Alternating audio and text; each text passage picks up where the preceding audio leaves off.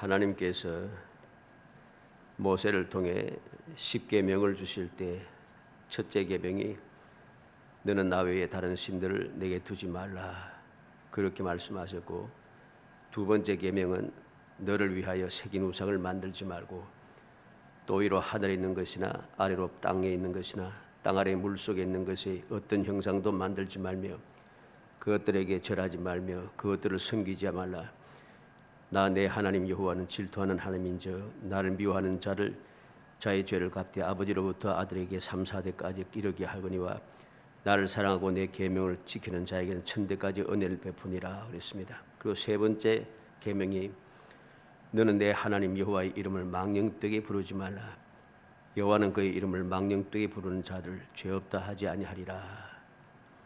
이렇게 첫째부터 세 번째 계명까지 오직 하나님만을 섬겨야 될 것을 말씀했습니다. 이 말씀은 이스라엘 백성뿐만 아니라 오늘날 우리 모든 믿음의 사람들은 다 알고 있는 내용입니다. 그러나 우리가 알듯이 이 말씀대로 실천하며 살아가는 사람들은 또 많지 않다는 거죠.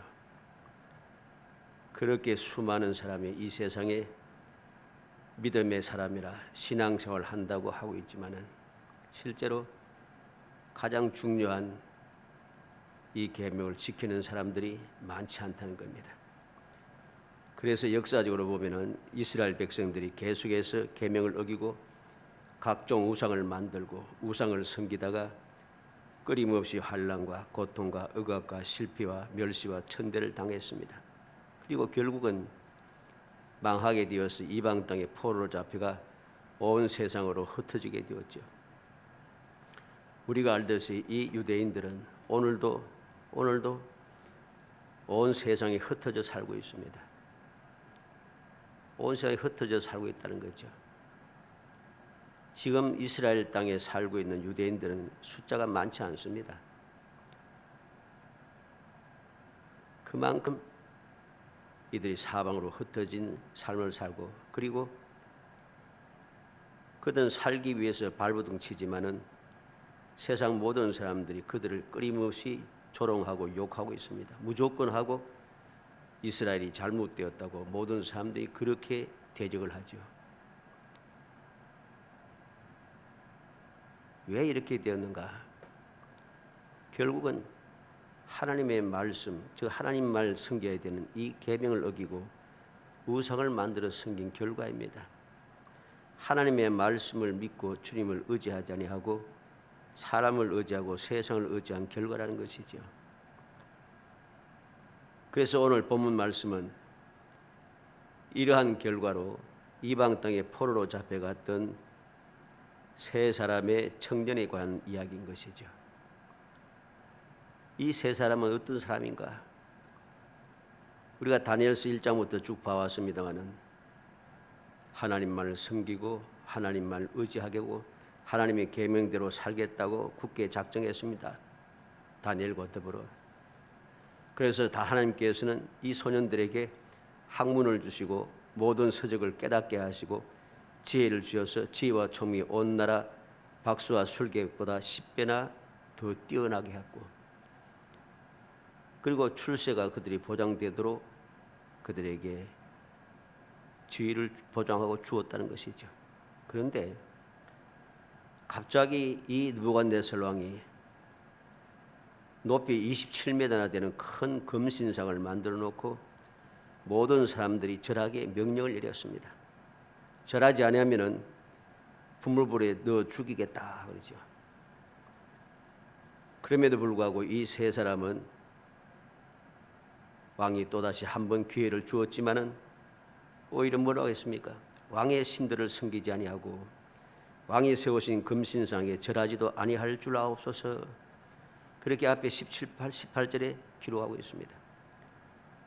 하나님께서 우리를 구하지 않아도 그래도 우상에게 절하지 않겠다.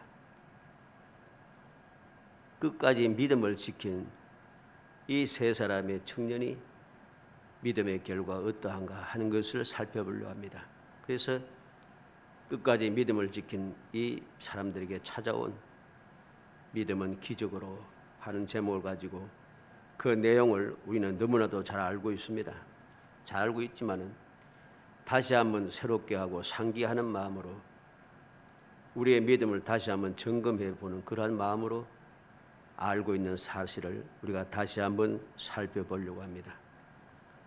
먼저 생각하는 것은 피할 수 없는 죽음입니다.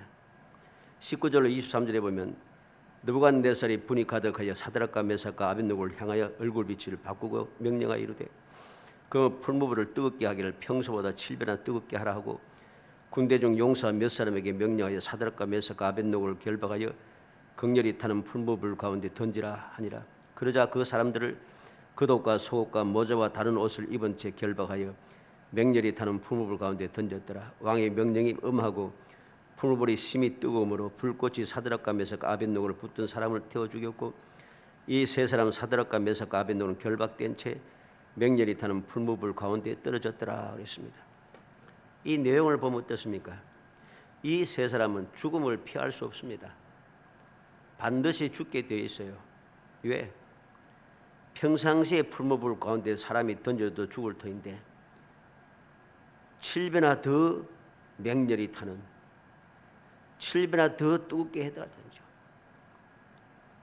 그렇게 던져졌으니 죽는 것은 당연합니다. 절대로 살아날 수 없습니다.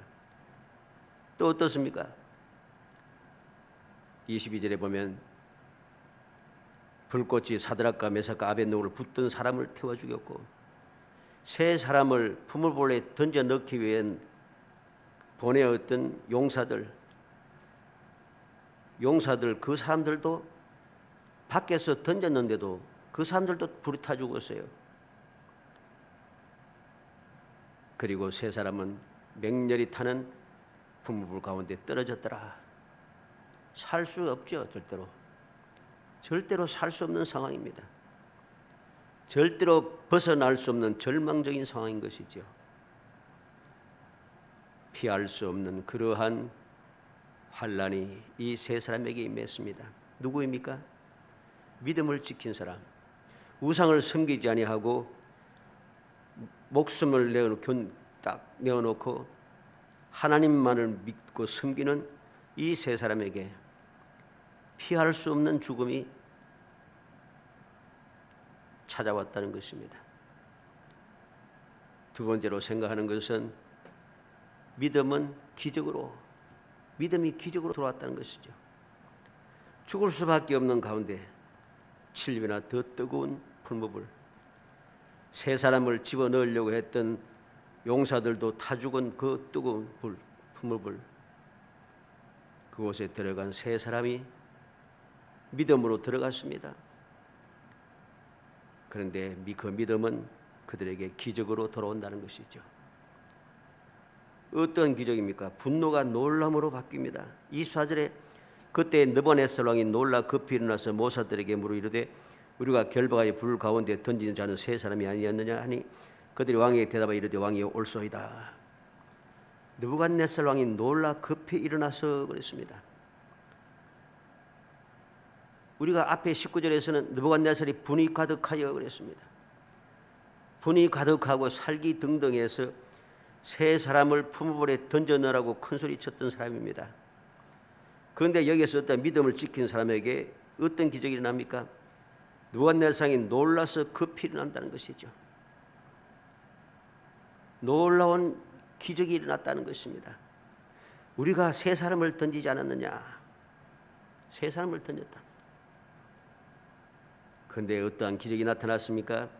불 가운데로 다니는 네 사람을 보게 되었다는 것이죠. 25절에 왕이 또 말하여 이르되 내가 보니 결박되지 않은 네 사람이 불 가운데로 다니는데 상하지도 아니하였고 그 넷째의 모양은 신들의 아들과 같도다. 불 가운데에 거니는 네 사람을 보게 됩니다. 네 사람이 평소보다 7배나 더 뜨겁게 한 풀무불 속에 다니고 있는데 그 불이 이들을 상하지 아니했다. 그 불이 이들을 태우지는 못한다는 것이죠. 세 사람을 넣었는데 네 사람이 있더라는 것이죠. 얼마나 놀라운 기적입니까? 세 번째 기적은 무엇입니까? 불 가운데서 나오는 세 사람을 봅니다. 26절에 느부갓네살의 명렬히 탈문 풀보 악이 가까이 가서 불러 이르되 지극히 높으신 하나님의 종 사드락 메삭 아벳노고야 나와서 이리로 오라 하매 사드락과 메삭 아벳노고가 불 가운데에서 나온지라. 불 가운데서 나온지라. 세 사람이 불 가운데서 나옵니다. 이건 놀라운 기적이죠. 7배나 뜨거운 불 가운데서 나오더라. 불 가운데서 나오니까 이제 같이 거닐던 한 사람은 없어졌습니다. 기적이죠. 왜냐하면 하나님께서는 함께하여 지키고 보호하여야 할 곳이 어디인가를 분명하게 우리에게 보여주고 있는 것입니다. 오직 7배나 뜨거운 풀물 속에서만 함께 하셨다는 것. 그곳에서 나오자마자 함께 하신 하나님은 함께하지 아니 사라지 눈에 보이지 않더라는 것입니다. 이 말은 무슨 말이겠습니까? 어떠한 환난, 어떠한 그 극심한 도무지 피할 수 없는 죽을 수밖에 없는 그러한 환난이라 할지라도 하나님께서는 안전하게 지켜 보호하셔서 그 환난에서 무사히 나오게 하신다는 거죠. 네 번째 기적은 무엇입니까? 머리털도 겉옷도 냄새도 없었더라 그랬습니다. 27절에 총독과 지사와 행정관과 왕의 모사들이 모여 이 사람들을 본즉 불이 능히 그들의 몸을 해하지 못하였고 머리털도 걸리지 아니하였고 겉옷빛도 변하지 아니하였고 불탄 냄새도 없었더라. 놀라운 기적이 나타났습니다. 불에 들어가면은 반드시 어떤 해를 당하게 되어 있습니다. 그런데 몸이 해를 당하지 않았습니다. 사람의 이 몸은 너무나도 연약하여서 불에 가기만 하면은 그냥 불타고 녹아서 없어집니다. 그런데 그들의 몸을 해하지 못했다는 거죠. 사람의 머리털은 불만 가까이 가기만 하면은 끌려서 금방 타 없어집니다. 그런데 머리털도 걸리지 아니했습니다. 겉옷빛도 변하지 아니했고 이러한 고위 높은 사람들이 입고 있는 그 좋은 옷들은 물론 일반인이 입는 옷도 마찬가지입니다만 불에 더하게 되면은 그 색깔부터 변하고 그 다음에는 불타서 없어집니다. 그런데 그 겉옷빛도 변하지 아니했다 그랬습니다. 그리고 불탄 냄새도 없었다. 얼마나 놀라운 기적입니까? 7배나 더한 불길에도 하나님께서 함께 하셨다는 거죠. 절대적인 보호가 있다는 것입니다. 7배나 더한 불길에도 몸이 상하지 않았다는 것, 하나님께 절대 강건하게 지켜주신다는 것이죠. 7배나 더한 불길에도 머리털도 거슬리지 않았다. 하나님께서 절대 권위와 영광을 잃지 않도록 돌봐주신다는 것이죠. 7배나 더한 불길에도 옷의 빛도 변하지 아니했다. 절대로 수치를 당하지 않게 하신다는 것입니다. 7배나 더한 불길에도 불탄 냄새도 없었다. 그만큼 안전하다는 것이죠. 불탄 냄새도 없을 정도로 안전하게 주님께서 지켜주신다는 것이죠. 우리는 이렇게 믿음의 사람들을 7배나 더한 불길, 7배나 더한 환난 가운데서 반드시 죽을 수밖에 없는 그 환난 속에 빠져도 하나님은 기적으로 역사하셔서 주님을 믿고 의지하는 사람들 놀라운 사랑으로 돌봐주신다는 것이죠. 우리는 이 기적이 어떻게 나타나는 걸 또 알아야 됩니다. 기적은 유일하신 하나님으로부터 온다는 사실을 명심해야 되죠. 그래서 28절로 30절 말씀에 자세히 나타나고 있습니다. 느부갓네살이 말하 이르되 사드락과 메삭과 아벳노고의 하나님을 찬송할지로다. 그가 그의 천사를 보내사 자기를 의뢰하고 그들의 몸을 바쳐 왕의 명령을 거역하고 그 하나님 밖에는 다른 신을 섬기지 아니하며 그에게 절하지 않은 종들을 구원하셨도다. 오직 하나님께서만이 하나님을 섬기는 자들을 구원하셨다. 기적은 하나님께로부터 왔다는 것이죠. 이방 사람도 그것을 압니다. 그래서 느부갓네살이 또 뭐라고 합니까? 사드락과 메삭과 아벳노고의 하나님께 경솔히 말하거든 그 몸을 쪼개고 그 집을 거름토로 삼을지니 이는 이같이 사람을 구원할 다른 신이 없습니다. 이같이 사람을 구원한 다른 신이 없다. 사람을 구원할 수 있는 분은 유일하신 하나님 한 분뿐이라는 것이죠. 사랑하는 성도 여러분, 우리는 이 세상을 살아가면서 감당할 수 없을 것 같은 7배나 더한 불길 같은 이러한 환난과 고난을 당할 때도 있습니다. 만날 때도 있습니다. 그러나 그러한 환난이 있다 할지라도 주님을 믿고 의지하는 성도들을 절대로 태우지 못하고 오히려 더욱더 빛나게 한다는 사실을 알아야 됩니다. 7배나 더한 불길도 오히려 성도들의 결박만 제거했다는 거죠. 모든 성도들이 부자유하게 했던 모든 것을 다 불타게 해서 제거해버린다는 겁니다. 희한하지 않습니까? 그냥 던져 넣어도 되는데 구태여 결박해서 던져 넣었습니다. 그런데 하나님께서는 7배나 더한 불길 속에서도 결박한 그 밧줄 외에는 불탄 것이 하나도 없어요. 오히려 세 사람을, 성도들을 부자유하게 했던 만들었던 그 문제만 해결했다는 것이죠. 7배나 더한 불길도 성도들의 결박한 줄밖에는 태운 것이 없다는 것, 이 사실을 우리는 기억해야 됩니다. 그리고 7배나 더한 불길도 오히려 믿음의 사람들에게 더 많고 더 좋은 것을 얻게 하는 기회가 되더라는 것이죠. 참 불신앙의 사람들은 하나님을 믿지 아니하고 우상을 섬기는 그러한 사람들, 믿음을 저버리는 사람들은 7배나 더한 불길이 아니라 그냥 아무런 문제 없는 세상에 살아가고 있으면서도 모든 것이 사라지기 바쁘지만은, 그리고 불안하고 여러 가지 힘든 가운데 살아가지만 주를 믿는 믿음의 사람들은 7배나 더한 불길도 오히려 더 많은 것, 더 좋은 것으로 주님께로부터 받게 하는 기적을 일으키더라는 것이죠. 오직 7배나 더한 불길은 성도들의 문제만 제거하고 손해가 없게 하시는 하나님의 사랑의 역사를 우리는 믿어야 합니다. 이러한 믿음이 우리가 이 세상을 살아갈 때에 기적을 체험하며 살아가게 만드는 것이죠.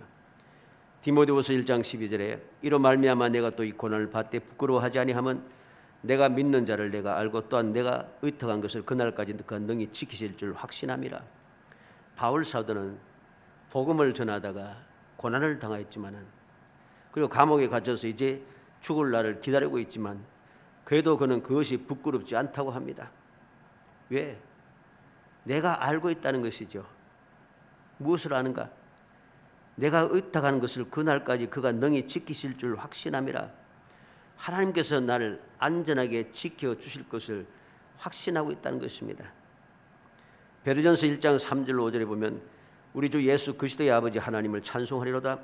그의 많으신 긍휼대로 예수 그리스도를 죽은 자 가운데서 부활하게 하심으로 말미암아 우리를 거듭나게 하사 산 소망 있게 하시며 썩지 않고 더럽지 않고 쇠하지 아니하는 유업을 있게 하시나니 곧 너희를 위하여 하늘에 간직하신 것이라. 너희는 말세에 나타내기로 예비하신 구원을 얻기 위하여 믿음으로 말미암아 하나님의 능력으로 보호하심을 받았느니라. 베드로 사도는 모든 사방에 흩어진 성도들에게 편지를 써서 분명하게 이야기합니다. 하나님께서 택하신 백성들, 거듭나게 한 사람들, 그 사람들로 하여금 썩지 않고 더럽지 않고 쇠하지 않은 유업을 주실 뿐만 아니라 주님께서 믿음으로 구원을 얻기 위하여 믿음으로 말미암아 하나님의 능력으로 보호해 주신다는 것이죠. 보호한 결과가 무엇입니까? 베드로전서 1장 7절에 너희 믿음의 확실함은 불로 연단해도 없어질 금보다 더 귀하여 예수 그리스도께서 나타내실 때 칭찬과 영광과 존귀를 얻게 할 것이니라. 하나님께서 그냥 단순하게 보호만 하고 끝나는 게 아니에요. 아무리 보호를 받았다 할지라도 우리가 환난을 당하고 고난을 당하고 겪다 보면은 우리가 만신창이가 될 수밖에 없습니다. 기진맥진할 수밖에 없죠. 그런데 베드로 사도는 뭐로 합니까? 그리스도께서 예수 그리스도께 나타나실 때 칭찬과 영광과 존귀를 얻게 할 것이니라. 우리는 더 놀라운 은혜를 누리게 된다는 거지요. 영광과 존귀를 얻는다. 얼마나 놀라운 기적의 역사인가를 우리는 알아야 됩니다. 우리가 아무리 험악한 문제가 생겨도 믿음의 사람들은 사랑의 하나님께서 함께 하셔서 반드시 보호해 주신다는 사실을 굳게 믿어야 됩니다. 이 사실을 믿을 때 우리가 이 세상을 살아가면서 믿음의 생활을 올바르게 한다는 거죠. 말씀대로 우리가 제대로 살아가게 된다는 것입니다. 이런 확신을 가지지 못하니까 우리가 말씀대로 살지를 못합니다. 항상 명심해야 됩니다. 말씀대로 살다 보면은 어떠한 상황에서든지 하나님께서 약속하신 말씀대로 우리를 지켜주시고 보호하시며 안전하게 우리를 이끌어 주시고 마침내 승리하게 하시는 기적의 역사를 일으켜 주신다는 거죠. 왜 그렇습니까? 하나님께서는 항상 말씀하십니다. 창세기 18장 14절에 여호와께 능하지 못한 일이 있겠느냐? 여호와께서 능하지 못한 일이 있겠느냐? 민수기 11장 23절에 여호와께서 모세에 이르시되 여호와의 손이 짧으냐? 내가 이제 내 말이 내게 응하는 여부를 보리라. 여호와의 손은 짧지 않다는 것이죠. 예레미야 32장 27절에 나는 여호와여 모든 육체의 하나님이라 내게 할 수 없는 일이 있겠느냐? 모든 것을 하실 수 있다는 것입니다. 스가랴 8장 6절에 만군의 여호와가 이같이 말하노라 이 일이 그날의 남은 백성의 눈에는 기이하려니와 내 눈에 어찌 기이하겠느냐? 만군의 여호와의 말이니라. 하나님께서 이루시는 그 기적의 역사는 사람의 눈에 보기에는 기적이지만은 하나님 보시기에는 기적이 아니라는 거죠. 너무나도 당연하다는 것입니다. 마태복음 19장 26절에 예수께서 그들 보시며 이르시되 사람으로는 할 수 없으나 하나님으로서는 다 하실 수 있느니라. 어떻게 사람이 낙타가 바늘귀로 들어가는 것보다 부자가 구원받는 것보다는 낙타가 바늘귀로 들어가는 것이 더 쉽다고 하니까 제 아들이 그러면 어떻게 구원을 받겠습니까? 놀랄 때 하신 말씀입니다. 사람으로는 할 수 없지만은 하나님으로서는 다 하실 수 있다는 것. 하나님의 능력을 우리에게 말씀해 주셨죠. 누가복음 1장 37절에도 대저 하나님의 모든 말씀은 능하지 못하심이 없느니라. 하나님의 말씀은 다 능하다는 것입니다. 그래서 이러한 사실을 굳게 믿는 믿음의 사람들은 어떻게 살아갑니까? 히브리서 11장 1절로 2절에 믿음은 바라는 것들의 실상이요 보이지 않는 것들의 증거니 선진들이 이로써 증거를 얻었느니라. 믿음은 바라는 것들의 실상입니다. 우리가 매 신앙생활을 하면서 무엇을 믿으며 무엇을 보고 무엇을 얻기 위해서 살아갑니까? 주님께서 계신 영광을 바라보며 그 영광의 자리에 이르기를 원하고 주님 약속하신 말씀대로 우리에게 이루어져서 주님의 평강과 주님께 주시는 그 승리와 주님께서 약속하신 그 존귀한 자리에 이르기를 원하는 것이죠. 그러한 소망을 가지고 있습니다. 그래서 믿음의 사람들은 항상 그 소망의 실상을 보는 거죠. 소망의 실상을 보기 때문에 담대하게 어떠한 어려움도 어떠한 방해도 어떠한 환난도 이겨내고 그것을 극복하면서 내가 본 믿음의 실상을 얻기 위하여 끊임없이 달려가고 또 달려가는 것입니다.